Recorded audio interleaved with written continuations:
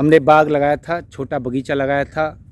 ये फार्म है हमारा, 5 बीघे का। बाउंड्री हो रही है इसकी चारों तरफ से, आप देख सकते हैं।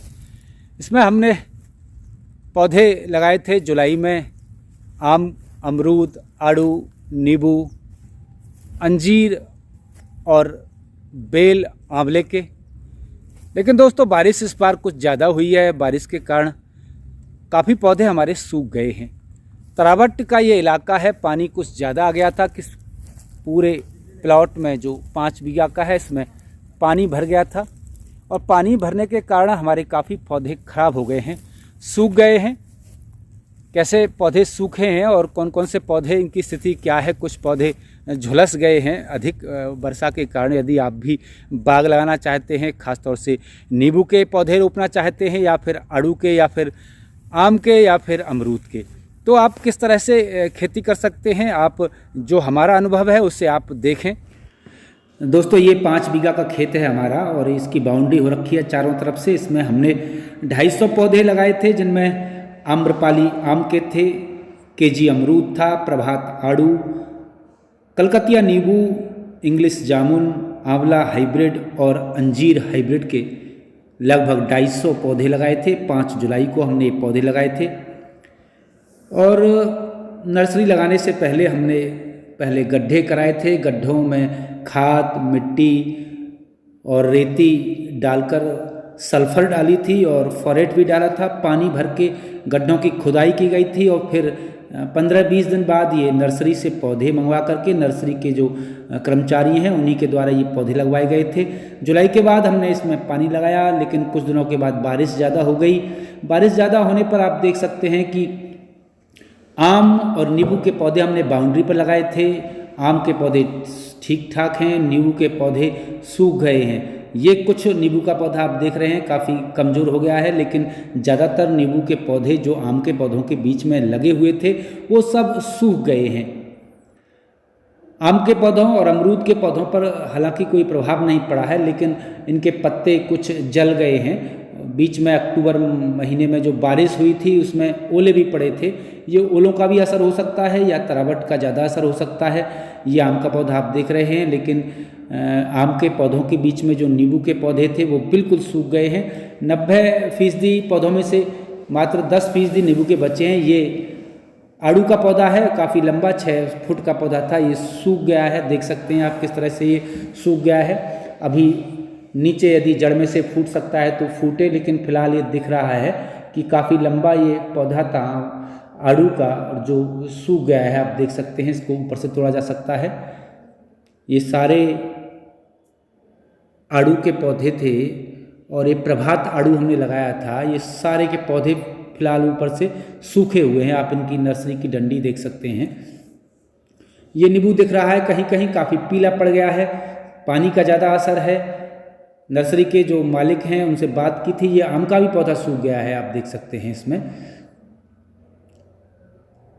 ये नींबू का पौधा लगा हुआ था यहाँ, यह भी सूख गया। आगे आम का सुरक्षित है यह पौधा। कहीं कहीं नींबू के पौधे बचे हुए हैं तो, लेकिन काफ़ी कमज़ोर हो गए हैं, पीले पड़ गए हैं पत्ते। ये आम का पौधा ठीक ठाक है, लेकिन पत्ते कुछ इसके जल गए हैं। कुछ लोगों का कहना ये कि ये ओले के प्रभाव से भी सूख सकते हैं, या ये जो पानी भर गया था इस फील्ड में 2 बार काफ़ी पानी भर गया था। हालांकि पानी निकाला भी गया था, लेकिन फिर भी तरावट का ये क्षेत्र है, और अभी भी ज़मीन इसकी अंदर से गीली है। ट्रैक्टर से इसकी जुताई नहीं हो सकती। घास को समाप्त करने के लिए हमने स्प्रे किया था, और घास सूख गई थी, लेकिन फिर भी दोबारा जो बारिश हुई थी उसमें एक घास हो गई है। ये जामुन है, इंग्लिश जामुन का पौधा आप देख रहे हैं, काफ़ी हरा भरा था, लेकिन पत्ते इसके कुछ जल गए हैं। ये जो है आंवले का पौधा है, सूखा तो नहीं है, लेकिन ज़्यादा हरा भी नहीं बना है। संभावना इसकी है कि ये जो है दोबारा हरा हो जाएगा पूरी तरीके से। ये दूसरा आंवले का पौधा है, सूखा तो नहीं है, लेकिन ज़्यादा हरा भरा नहीं बना हुआ है। और भी आप इसमें देख सकते हैं खेत में घास हो गई है। ये भी जामुन का पौधा है, और इधर आपके अंजीर के पौधे भी लगाए थे हमने कुछ। इसमें घास इस तरह से हो रखी है, इसमें से आप देख रहे हैं। ये भी इंग्लिश जामुन का पौधा है। और ये अमरूद का पौधा है, अमरूद के पौधे भी पीले पड़ गए हैं।